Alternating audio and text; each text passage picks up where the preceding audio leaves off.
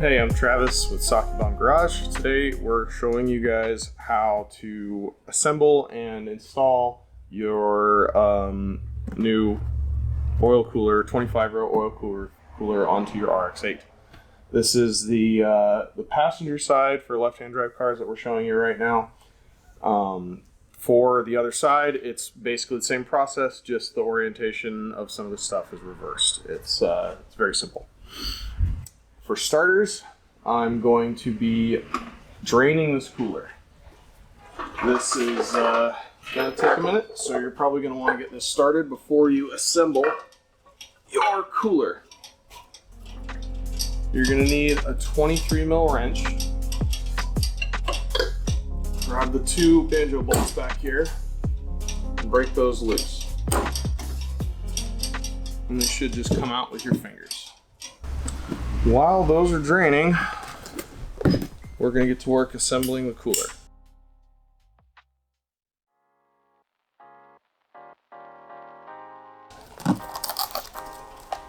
This is a brand new Sakebomb unit, 25 rows, as I said earlier. Significantly more advanced cooler than the old one. You can see the spacing between the rows is significantly tighter. You're going to get much more cooling in a similar sized package. Also, you'll notice, this is obviously new. This guy is how most of your RX-8 coolers are going to be, with all the fins very mashed in, not getting a whole lot of airflow through this anymore. Even just going to a cooler that has airflow in it is going to make a difference already, and going to a more advanced, more modern cooler is going to make an even bigger difference. You can see the spacing between the rows is significantly tighter. You're going to get much more cooling in a similar sized package. First thing you're going to want to do is pull these caps off the top. They do coat these coolers with the caps on, so sometimes you need a wrench to just break them loose. Once they're loose, they'll come right off. Obviously, once this is open, you want to be careful. You don't want to be dropping anything in here. This is your oiling system in here. You want to avoid getting anything unneeded in there other than oil. So the next step is we're going to take our bottom bracket, which has this bent lip here on it, and we're going to take these bolts, which are the shorter of the flanged head normal style bolts, and stick these through on the side that they're going to be needed.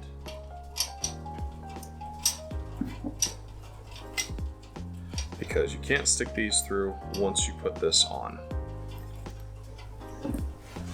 Which in this particular case is on this side, just like that. Those can just chill in there, and the cooler will be sitting in the car in this orientation. So we're now going to do that. Just for ease of assembly, we're going to flip it back over for now. You'll see the bolts just kind of get captured in there. Now we're going to take 4 of our longer hex-headed bolts and several of our washers. Basically, you want 1 washer under the head of the bolt, you want 1 washer under the nut, and you want 2 washers in between the bracket and the cooler. So we're going to sneak these guys in there, drop that through. And we'll take our nut and our washer, and we'll just, for the moment, we'll just loosely thread these in by hand. Once we get all 4 in, then we can tighten them down. And these are pre-production brackets right now. The brackets you receive may look a little different, but will be effectively the same. All right, now that we've got those guys in there, we're going to take a pair of 10s and we're going to tighten all these down.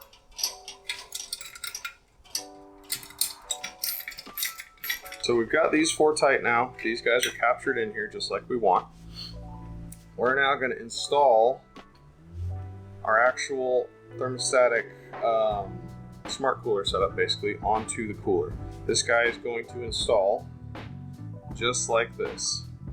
It's going to face this bent up portion of this bracket. A couple things you want to do. You want to put a little bit of oil right here on these dowdy washers, they should come pre-oiled a little bit, but a little bit more oil is always helpful.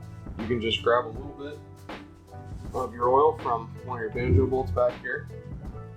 Just get it in here.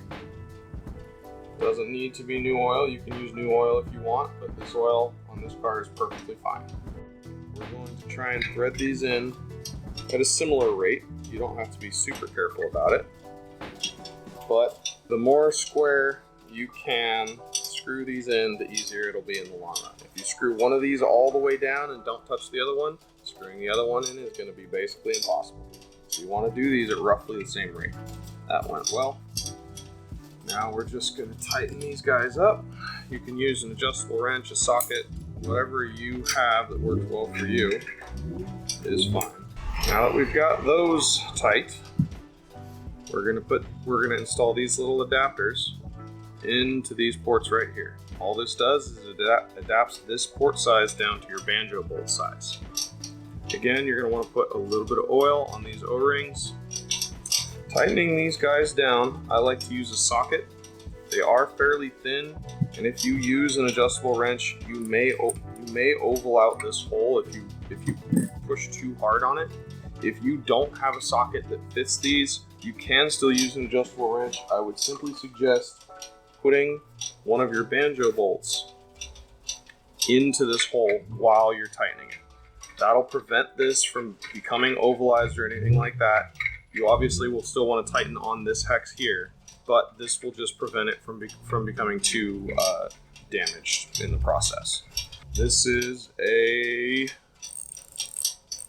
1 1/16" socket, which is roughly equivalent to a 27 millimeter, and you want to get these fairly tight.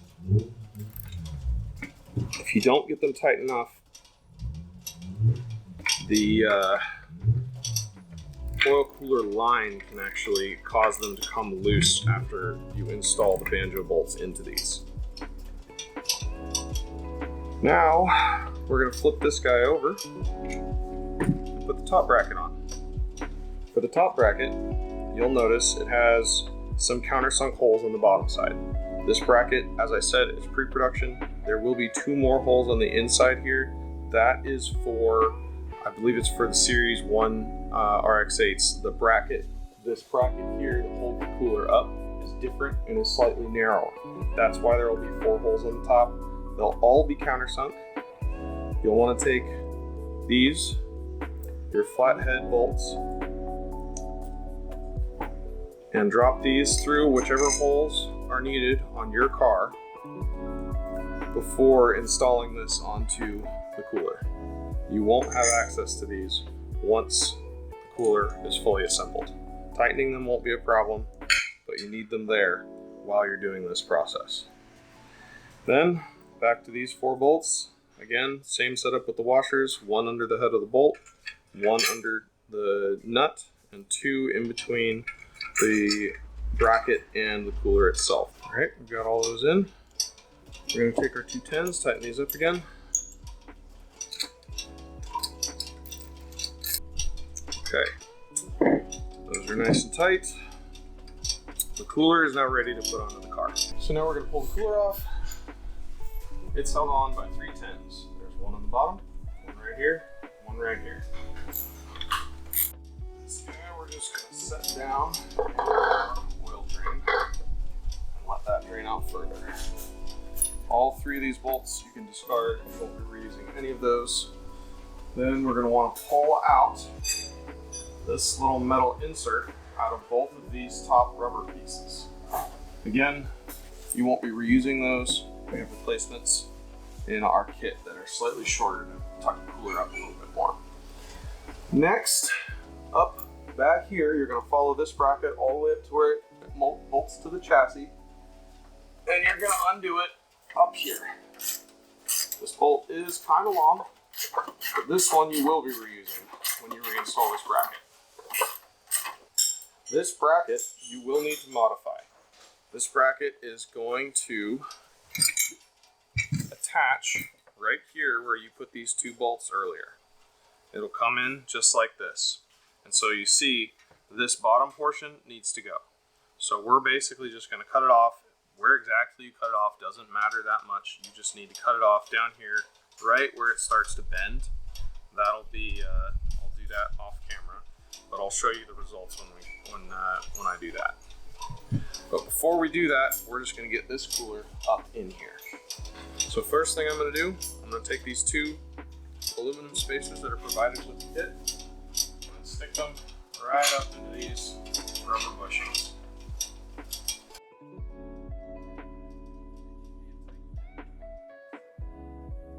If you're having trouble with it, you could put a little bit of oil or grease on them to get it in there a little bit easier. Next, this guy comes up here. You're gonna need the two flange head serrated nuts that are not lock nuts and two of these fender washers. Those guys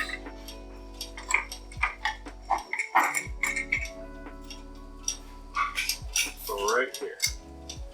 Now our cooler is in place. I'm gonna go modify this and I'll show you the results in a minute. So here's the result. You can see this bottom portion that attached to the cooler prior. I just simply cut it off right at the bend.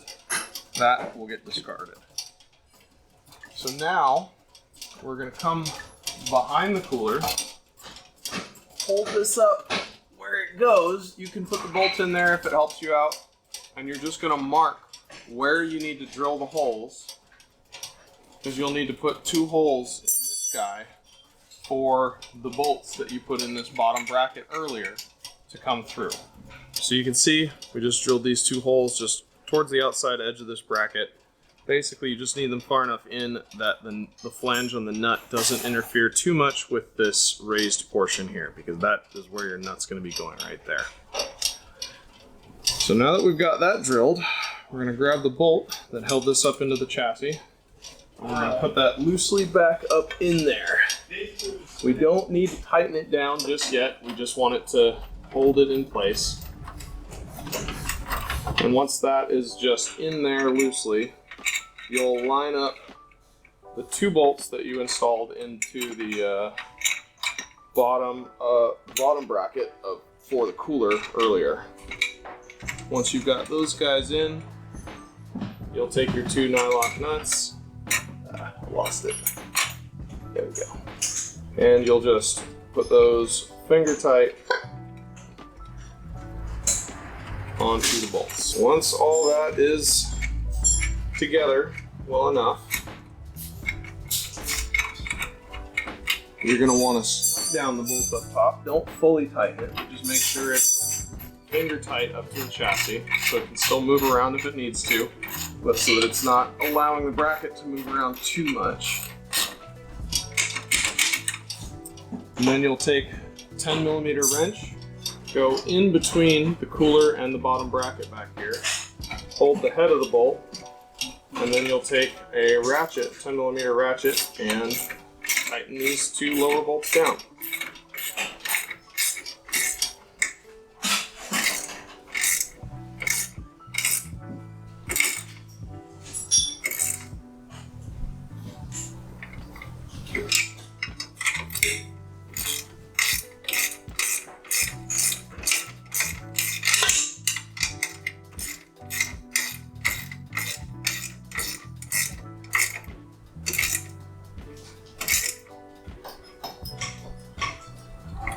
Okay, now your cooler is solidly mounted to the car. Last, we're going to take our 4 new crush washers, and we're going to take our banjo bolts that we took out earlier. We're going to give these a little wipe down just so that they're not all messy. You're going to get 1 crush washer under the head of each bolt, and then the other crush washer in between the banjo and the thermostat.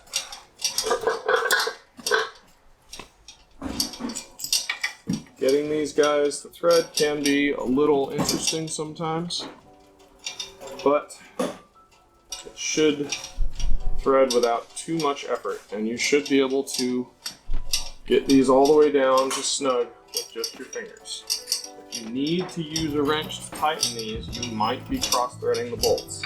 So be very careful if you're using a wrench to try and tighten these down. These washers, you don't need to worry about oiling. They're just crush washers, not dowdy washers or O-rings or anything like that. They will be just fine without any sort of lubrication. And just pay attention, these banjos coming off of the chassis, off of your oil lines, do have little protrusions on them to try and help them stay lined up with the cooler. Just make sure that that makes it under the bottom of the thermostat. Then we're going to take our 23. We're going to tighten these down. I'm going to provide some resistance to the oil line turning with the banjo. Or sorry, the banjo turning with the banjo bolt. Everything is on. Everything is tight. You can now start up your car. This is a significantly upgraded cooling capacity versus a stock cooler, especially an older one.